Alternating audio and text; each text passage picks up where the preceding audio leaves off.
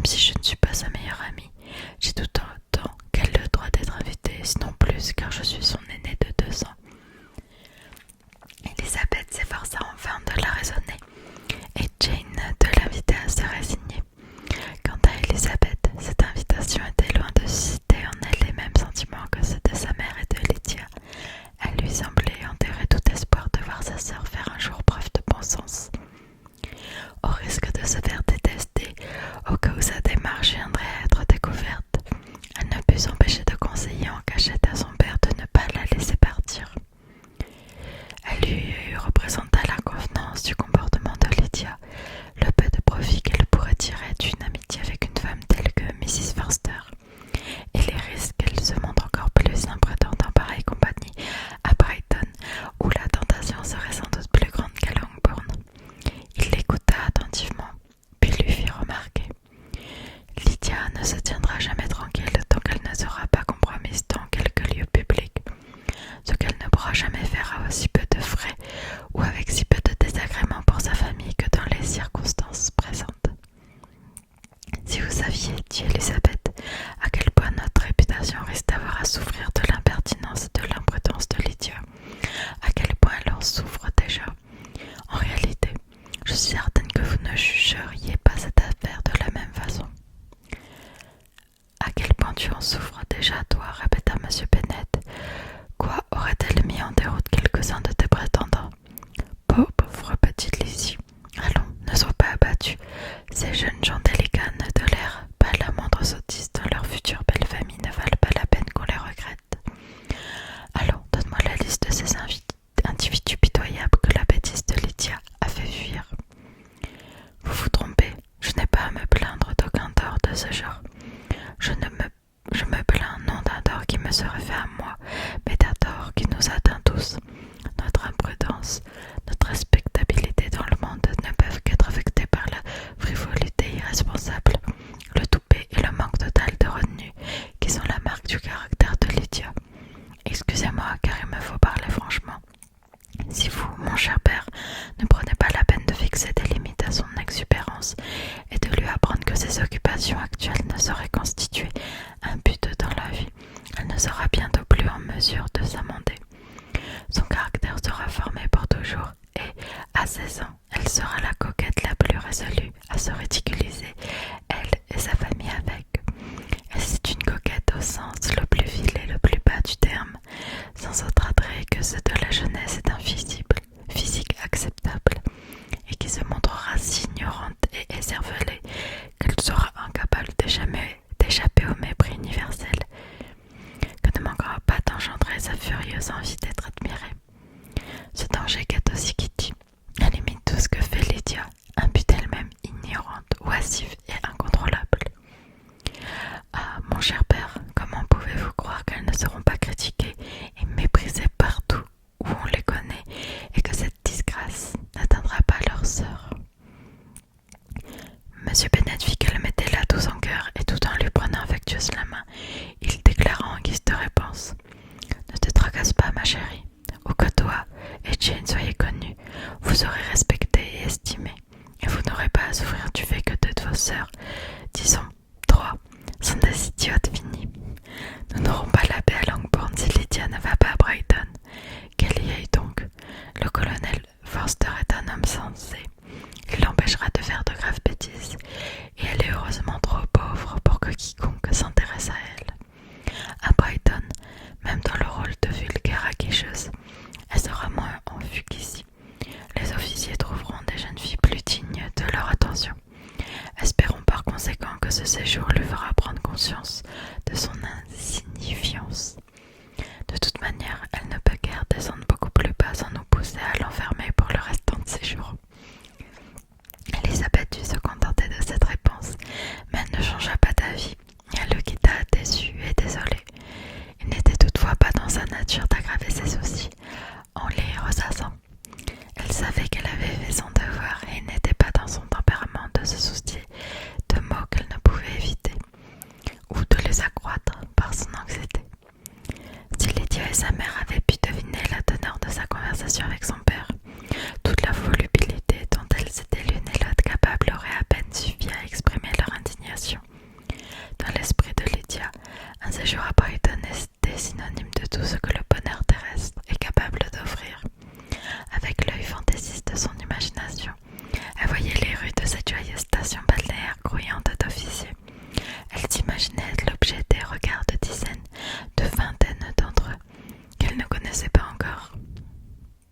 tout de suite.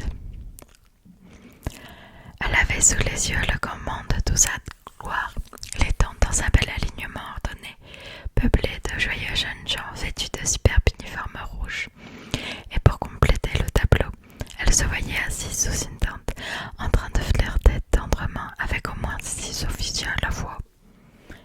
Si elle avait su que sa sœur avait cherché à l'arracher à de telles perspectives et à de telles réalités, qu'aurait-elle éprouvé? Seule sa mère, qui aurait ressenti presque la même chose, aurait pu le savoir.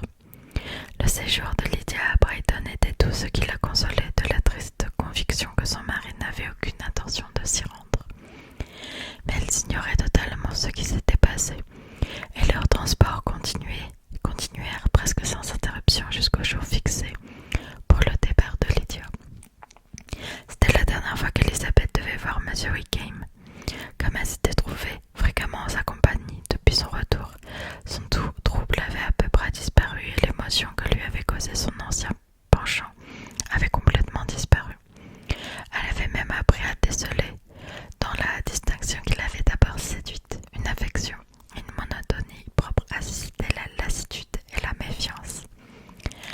Le comportement qu'il adoptait à présent était en outre pour elle une nouvelle source de déplaisir, car elle manifesta bientôt le désir de renouer les attentions qui avaient marqué le début de leur relation, ce qui, à ses yeux, ne pouvait être qu'une provocation après ce qui s'était passé.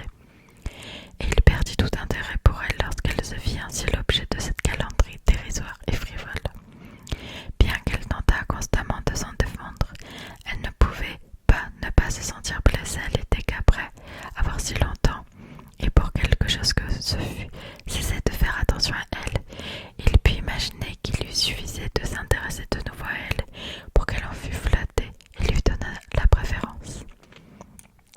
Le tout dernier jour avant le départ du régiment de Meryton, il dîna avec quelques autres officiers à Longbourn, et Elizabeth était si peu disposée à se montrer de bonne humeur en le quittant que lorsqu'il lui demanda ce qu'elle avait fait pendant son séjour à Hunsford, elle lui dit que le colonel Fitzwilliam et M. Darcy avaient tous passé 3 semaines à Rosings, et elle lui demanda s'il connaissait le colonel.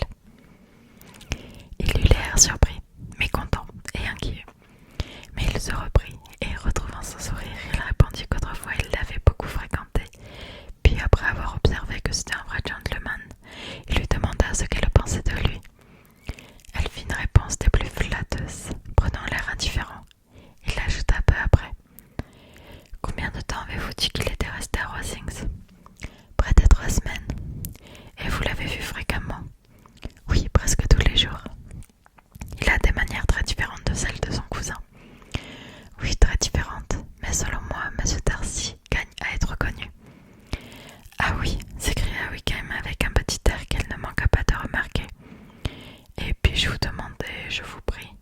Mais il se reprit pour ajouter d'un ton plus enjoué: « Est-il d'un abord plus facile qu'autrefois? A-t-il daigné ajouter une once de civilité à sa manière habituelle de s'exprimer?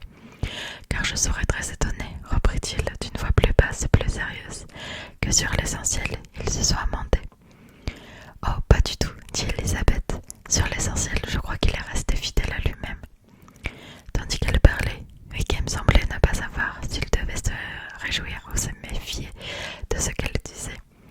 Il y avait quelque chose dans son expression qui fit que Wickham la fixa avec une attention craintive et anxieuse, tandis qu'elle ajoutait: « Quand j'affirmais qu'il gagnait à être connu, je ne voulais pas dire que son esprit ou que ses manières s'étaient améliorées, mais qu'en le connaissant mieux, on comprend davantage sa façon d'être. » Wickham trahit alors son inquiétude en rougissant et en prenant un air agité. Il se tut pendant quelques minutes, puis, ayant surmonté sa gêne, il se tourna de nouveau vers elle en prenant sa voix la plus douce pour lui dire: « Vous connaissez si bien mes sentiments à l'égard de M. Darcy que vous comprendrez aisément combien je me réjouis qu'il soit assez sage pour revêtir ne fût-ce que l'apparence de la vertu. En ce sens, son orgueil peut être utile, sinon à lui-même, du moins à beaucoup d'autres, car il le dissuade sans doute de se comporter aussi mal qu'il l'a fait avec moi. Simplement, j'ai bien peur que le genre de retenue auquel vous faisiez allusion, j'imagine, ne vaille que lorsqu'il se rend chez sa tante, dont il prend soin de cultiver la bonne opinion et le jugement favorable. Je sais pertinemment que la crainte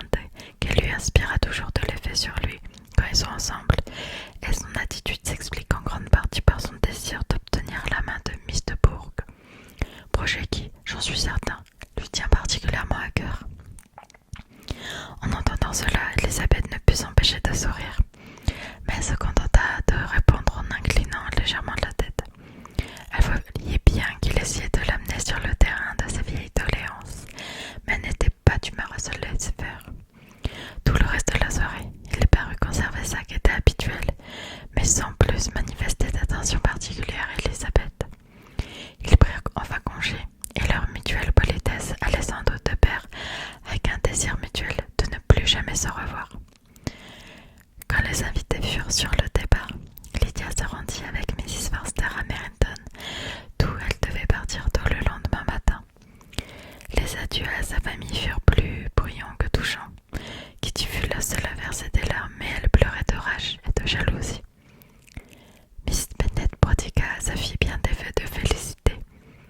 Elle lui recommanda avec force de ne manquer aucune occasion de s'amuser autant qu'elle le pouvait, conseil qu'elle suivrait très certainement à la lettre. Mais au milieu du joyeux vacarme des adieux de Lydia, personne n'entendit les doux adieux que lui faisaient ses sœurs. Chapitre 19. Si l'opinion d'Elisabeth s'était fondée sur le seul exemple de sa propre famille, elle n'aurait pas pu se faire une idée bien agréable de la félicité conjugale ou du bien-être familial.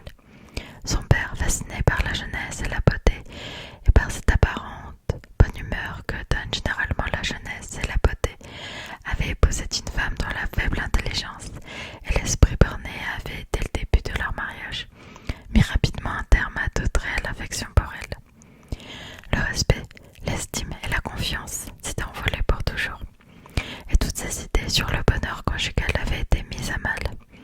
Mais M. Bennet n'était pas de ceux qui cherchent à se consoler de la déception causée par leur propre imprudence, en s'adonnant à l'un de ces plaisirs qui réconfortent trop souvent les malheureux de leur folie ou de leur vice.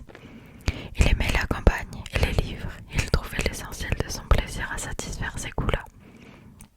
Tout ce dont il était redevable à sa femme était le divertissement que son ignorance et sa bêtise lui procuraient. Ce n'est pas le genre de bonheur qu'un homme attend généralement de son épouse, mais lorsque les autres sources de plaisir viennent à manquer, le vrai philosophe a la sagesse de jouir de celle qu'on lui offre. Elisabeth n'avait cependant jamais été dupe de l'inconvenance du comportement de son père en tant qu'époux.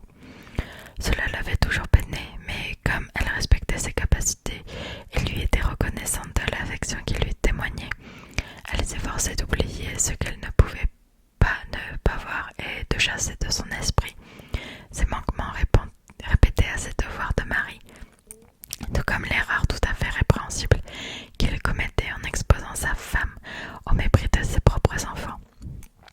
Cependant, elle n'avait jamais ressenti avec autant de force qu'à présent les préjudices qu'un couple aussi mal assorti pouvait causer à sa progéniture, et elle n'avait jamais eu une conscience aussi aiguë des maux qui provenaient du mauvais usage des talents paternels, car ceux-ci, utilisés à bon escient, auraient au moins pu préserver la respectabilité de ses filles, à défaut de pouvoir rendre sa femme plus intelligente. Alors qu'Elisabeth s'était réjouie du départ de Wickham, elle ne trouva guère d'autres motifs de satisfaction dans la perte du régiment. Leur sortie était moins variée qu'avant, et à la maison les constantes jérémiades de sa mère et de sa sœur qui se plaignaient de la monotonie de leur existence glaçaient l'atmosphère familiale.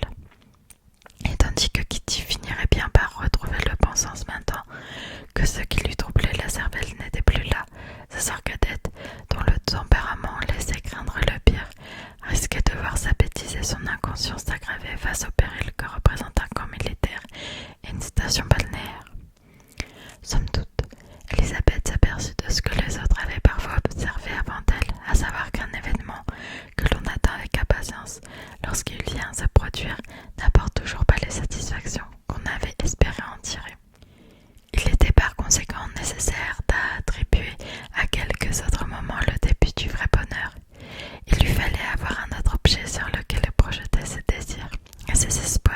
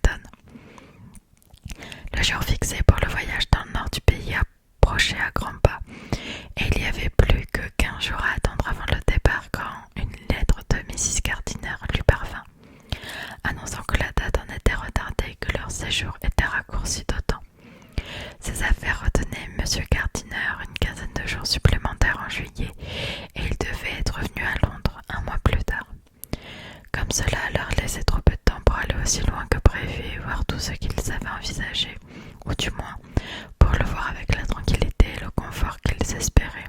Ils devaient renoncer au lac et faire un voyage plus court à la place.